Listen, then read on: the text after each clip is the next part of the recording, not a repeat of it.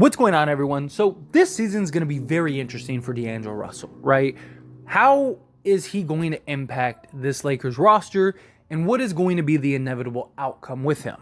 Now, I'm somebody that was pumped to get Dlo on the Lakers, somebody that's still pumped that he's on the Lakers. Now, I know some people point out, like, oh, you're always talking about potentially trading him, or like what's going to happen if he leaves. It is because that's the most likely scenario out of all the players, right? He's a guy whose contract is the general perfect contract for a potential trade to upgrade the roster if that needs be.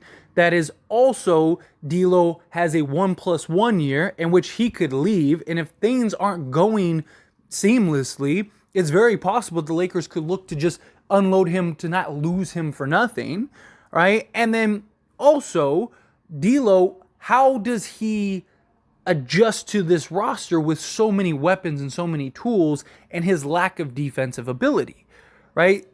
Him waiving his no trade clause basically signaled the intention of the Lakers potentially trading him. There was talks before he signed that extension that the Lakers were probably going to trade him at some point, and they don't want to lose him for nothing. And then right after that, they go and they convince him to waive his no trade clause. Usually where there's smoke, there's fire. That doesn't necessarily mean that I want him traded. That doesn't necessarily mean that I'm not stoked he's on this roster. I absolutely am. I talked about us getting D'Lo like a month before the trade happened. I was throwing out the idea of, hey, like D'Lo is probably a guy that's obtainable. And sure enough, boom, we get D'Angelo Russell. But when you look at this roster, there are so many alternatives, so many different possibilities that D'Lo's actually going to have to fight and work for this roster. D'Lo is one of our best just pure scorers. His ability to shoot the basketball, right? Shot almost 42% from three last year. His ability to score and attack at all three levels. And he may be our second best playmaker alongside LeBron James. So his ability to play off the ball, to play on the ball is extremely valuable and important. But he's a guy that wants to be one of the main guys, right? And if he's just another guy on this roster because we have so much depth and we have so much talent and you have multiple guys that could go off, we literally have like 6 guys that could go off for 30 on any given night and no one would be shocked, right? So if D'Lo isn't like just dominant, how much does he actually play over some of these other guys, right? Guy like Austin Reeves, guy like Gabe Vincent, right? Like, how does that look when he's a liability on the defensive end and teams are going to exploit that? We saw that happen in the playoffs, teams literally targeting him to go after him. And it's like, okay, well, we could just put in Gabe Vincent. He can shoot the ball, not 42%, but he can give you 38 to 39%, play some defense. And we could have like the ball in Austin Reeves' hands as the primary playmaker if need be, or LeBron, and then surround him with other scorers and shooters. Put in like a Rui Hachimura, and Rui can go get buckets too, right? Like, again, we're not, with this roster this year, it's not like how it was last year where D'Lo was basically one of 3 guys, 4 guys, right? Counting Reeves, that could go and go get buckets. I mean, Rui could do it, but he seemed to have his struggles with the Lakers until the playoffs, right? Where the intent and purpose is that Austin Reeves appears that he's going to end up being the third option. Is D'Lo going to be okay with that, for one? And 2, if he is okay with that, does his impact make that much of a difference to where he becomes untradeable?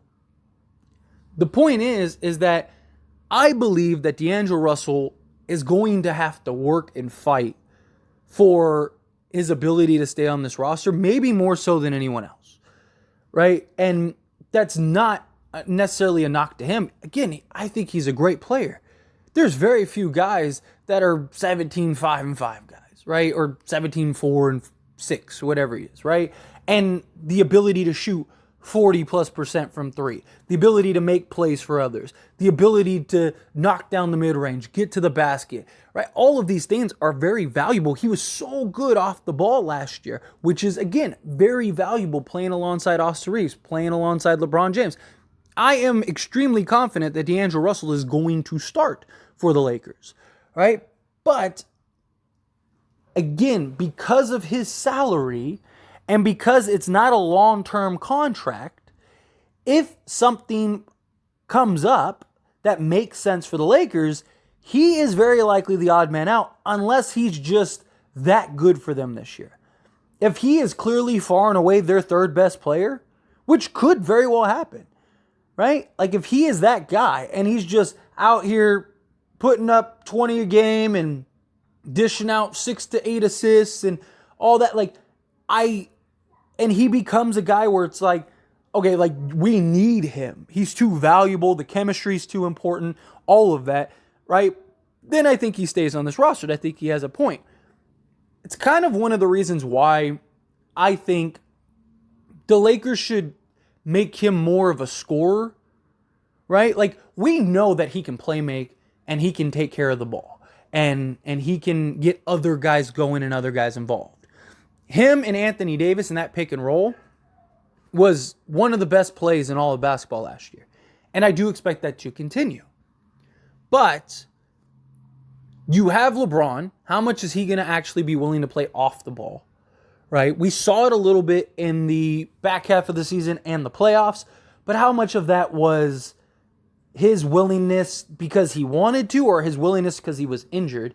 And also, a lot of him playing off the ball wasn't with D'Lo, it was with Austin Reeves because LeBron trusts Austin Reeves so much because they've built that relationship. How much does he trust D'Angelo Russell? So if LeBron's going to be primarily on the ball, then I think instead of having this weird, like, okay, you go, D'Lo, I go type thing, just turn D'Lo into a pure scorer. Just say, don't worry about playmaking. You get the ball, go get a bucket.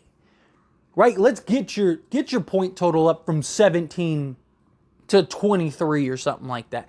Same thing with Austin Reeves, right? So the Lakers want to allow Austin Reeves to play on the ball more. And Austin Reeves has expressed he wants to play on the ball more. Put Austin Reeves on the ball and let D'Lo just be a scorer. Let him play off the ball and let him play that shooting guard role. He's got the size. He's got the scoring ability. Let him be that. I think that could be a great way to kind of capitalize on him more and potentially make him even harder to trade. But I do think that there seems to be this sense of pressure on D'Lo more than anyone else. Some of it is his lackluster performance in the playoffs, although I think that that's overblown, and I've stuck up for D'Lo. We don't even get to the Western Conference Finals if it wasn't for D'Lo, and D'Lo wasn't the only one that was bad. Outside of Austin Reeves and then LeBron in that very last game, almost nobody showed up that series, right? It was not like we lost solely because of D'Lo, right? And D'Lo completely saved us on several occasions.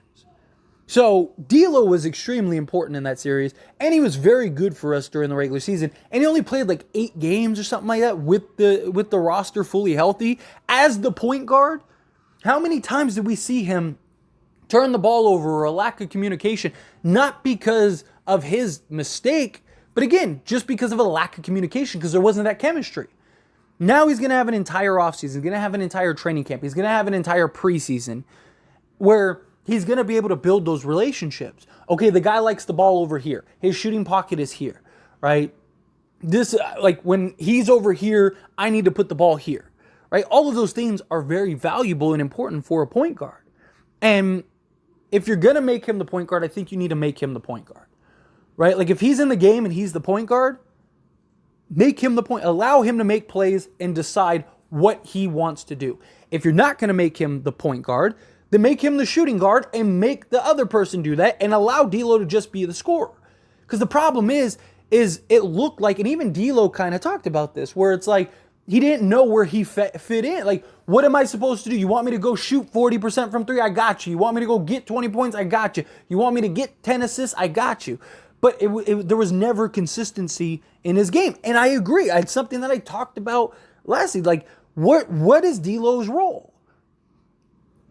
They needed to find D'Lo's role so he can thrive. Because if it's this back and forth where 1 minute we need him to go drop 20, the next minute we need him to give us 5 points but dish out 12 assists, like where does the line drop, right? Like it's like that for any player. And D'Lo adapted beautifully.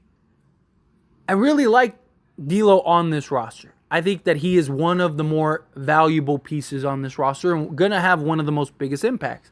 But even from the moment this roster was constructed, there was Gabe Vincent could potentially be in the starting role because it does actually make sense when you have LeBron and Austin Reeves on the court, right? Because if D'Lo, again, is just going to be a spot-up guy, then you might as well go with a guy that is better suited to just be a spot-up guy in Gabe Vincent. He provides the better defense, and he could shoot, 38 to 39% from three. So if D'Lo is just going to be a spot-up guy and play off the ball the entire time, then you're not capitalizing on what makes D'Lo D'Lo and what makes him so good. So then you're almost better off putting him on the bench and having him come off the bench, and then it's his show, which I wouldn't be mad at all. But would D'Lo be okay with that?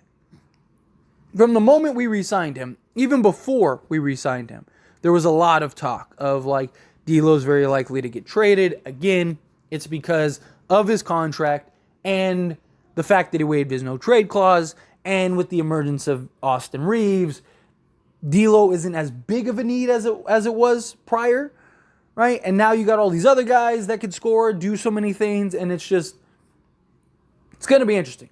I'm kind of in this like teeter-totter position when it comes to D'Lo. I want to see him thrive. I want to see him have success. I want to see him kill it. I hope he is clearing away the third best player and just dominate. I would love to see D'Lo go average a triple-double or something crazy. I don't think he's going to do that, but I would love it. I would love for him to be as successful as he possibly can. But the Lakers got to define a role for him. They got to. But anyway, as always, this is a discussion, so I pass the question on you. Let me know your thoughts and opinions down in the comments below. What do you think? How do you feel about D'Lo? Do you think he has the most pressure? Do you think that, he'll be fine? Do you think, they definitely need to find the role? How do you feel? What are your thoughts are? I'd love to hear it. Let me know down in the comments.